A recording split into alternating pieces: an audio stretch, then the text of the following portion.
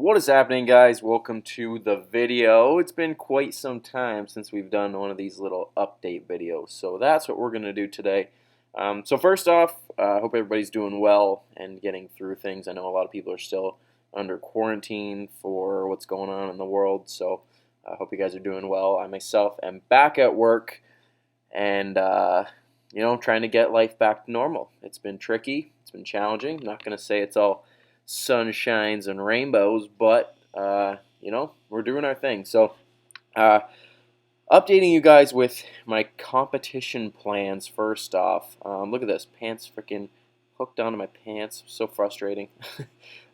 So plan is to compete in 2021. I've made some changes to some stuff that I don't want to talk about right now, but the plan is to press on with the 2021 competition season. So not competing in 2020, not stepping on stage, unfortunately. There's probably going to be shows in the fall. It's looking promising that shows in the fall will go on, but for me, for my goals, for what I want to do, I don't think it's going to be in the cards for me this year, unfortunately. But anyways, so looking forward to 2021. We'd be stepping on stage in April. That would be a month sooner than I was going to step on stage this year. If you guys have been following me for a while now, you'll know that I did an event last year called the Natural USAs. That was April 2019, and I came second in that against a very good competitor, Dan Gidd. Hopefully I pronounced your last name right, my friend. But anyways, the plan is to go back to that event and kick off the season there, which is where I could potentially win my WNBF Pro card. So starting the season off in April next year, which means we're going to probably start prep in September or October. This is obviously tying into some changes that I've made, but again, we'll talk about that at a later date. So that means we have roughly 16 weeks, 4 months of a little mini off season. So right now I am sitting at 173 pounds, somewhere between 173 and 175. That's where I've been kind of bouncing around. Calories are 3,400, and then every 7th day I'm doing a high carb day, which brings them up to around 36, 37. So very much similar to what I've been normally eating as far as food choices go, and then having that every 7th day with a little bit of variety and just getting some different food choices in to bring those carbs up, because they are just over 500 on that every 7th high day, which is exciting. So yeah, that's what we're doing nutrition wise. No cardio at the moment. We've cut cardio completely out, and we're just kind of running with training and trying to make it as best we can. Obviously we're training at home still. No gyms reopened in my area yet, but it sounds promising. Hopefully in the next maybe month or so that things might start opening up with some restrictions, but I'd take restrictions in an open gym versus a closed gym any day of the week. So you're seeing here just kind of getting things done in my office slash apartment and doing what we can. So today's workout that you're seeing here was a chest and arms session. So that goes with some changes to training that have been made. So we have 6 sessions per week. Some sessions are dubbed progressive overload. Okay, so trying to add some more weight, some more reps onto the movements. And then some sessions are we've called blood volume sessions. So we've changed up programming a little bit. So on this session in particular, chest was progressive overload, so kind of lower reps, a little heavier weight, somewhere in the 6 to 10 rep range. I had to take some stuff a little higher rep just because I couldn't get enough weight. But then some stuff I was able to find a good sweet spot. The incline dumbbell press, for example, I was able to get enough weight for 6 to 10 reps. Then you're going to see in a bit the blood volume stuff for arms. So we superset actually bicep with bicep, which is interesting. I've never done that before. Instead of doing bi and tri supersets where you're hitting both sides of the arm, we're actually doing a bicep with a bicep and a tricep with a tricep. So you'll see that in a minute. But it's good. It's nasty. It's painful, and blood volume's the goal. That's what we do. It gets a lot of blood in the muscle, and it hurts like hell. So Outside of that, other sessions are pretty good. Legs, I'm still running with the squat rack outside, which if you guys follow me on Instagram, you've seen footage of that.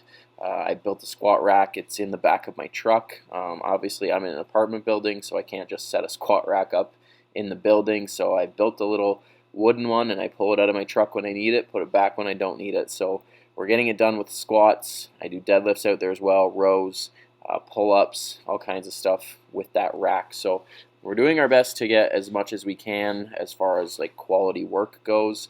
It is challenging, like I mentioned earlier, some movements I just can't go as heavy as maybe I'd want to, but some movements we're able to. So it's just, trying to make the most of it, right? And sometimes that means going higher reps. Sometimes that means like pre-exhaust stuff.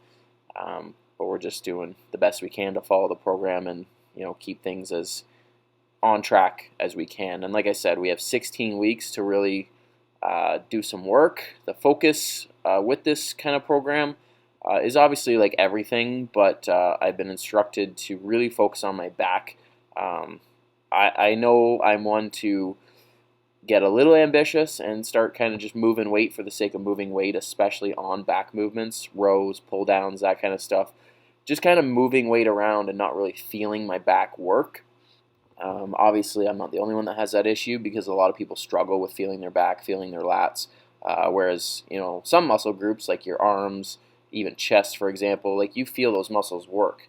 I don't know if it's just because they're in front of you and you can kind of pay attention to them a little bit more, or if it's just, back is just naturally a harder muscle group to activate. But, we're doing what we can. I found the first workout that I did on this new structure, I took things a little bit slower and really squeezed. So the first back workout, it's back traps on the progressive overload style, and then shoulders, sorry, not biceps, shoulders on the blood volume. So for back, it was deadlifts, rows, shrugs, pull-ups, and then dumbbell rows. So a lot of big movements that you can go pretty heavy on, but I also made sure I just squeezed, make sure I contracted, and I was sore for like 3 or 4 days. I was a good sore, so that's good. That means I was activating things properly, which is the goal, right? So yeah, on a training side of things, overall, I would say things are going good. Nutrition-wise, no issues. Obviously, that's the easiest variable to control right now because there's no reason you have to slack on your nutrition. There's no shortages of food at grocery stores, at least where I am. There's no reason to slack on that side of things. And supplement stores are open, so there's no reason to not be able to get your protein in or take your vitamins, anything you need like EAAs, pre-workout, that's all accessible, right? So there's no reason to slack on that.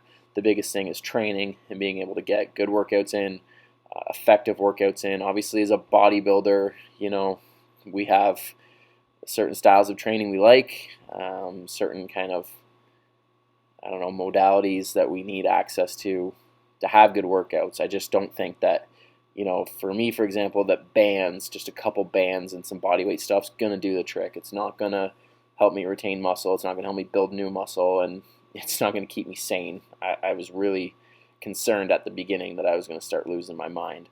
You're seeing here doing tricep press downs with the bands. The bands have their place. They can be super handy for certain things, but when it comes to like bigger muscle groups, legs, back, even chest to an extent, like you're just gonna not have what you need from a resistance profile. So it's just make do with what you got. I know not everybody has access to things. I know not everybody has the funds to buy some stuff, but I think if you can, I would encourage you to do so, especially if you take bodybuilding seriously, whether you're a competitor or not. If you're just genuinely like in love with the process of like building your physique, and you don't want to see some gains go to waste, then it might be a wise idea to either do what I did and try to build something, or put out some money to try to get some equipment, at least, whether it's some dumbbells or a bar with some weights or whatever. So yeah, what else can I talk about? Life in general, things are good for the most part. Just like stress from it's all stems probably from what's going on in the world, but just trying to keep clients in check, for example, Working at the supplement store, I'm thankful to be back at Body Systems, and things are going well for the most part, but it is a little bit slower, and that'll start to subside as the gyms reopen and people get back to normal lifestyle. But obviously too, people don't have money to shell aside for the extra stuff when they're trying to pay for food and trying to pay for life's necessities, right? Like a tub of protein isn't a necessity, but diapers for your baby, for example, are going to take precedent if you only have a certain amount of cash coming in, whether it's from the government or a certain amount of work hours you only have now. So there's a lot of different stuff going on that we're trying to manage and take care of, but we're doing what we're going to do. The Natty News, that little business thing I got going, which is very much not a business yet, but hopefully one day.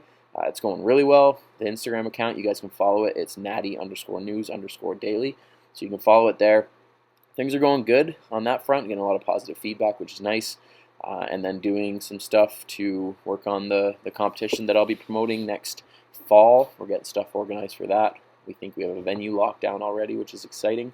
And I look forward to it. It's going to be awesome. I really am excited for that. So, yeah, update video, guys. Hope all is well again, and hope you all are staying safe. If you guys like the video, please give it a like and subscribe to the channel if you're new, and I'll see you guys in the next video.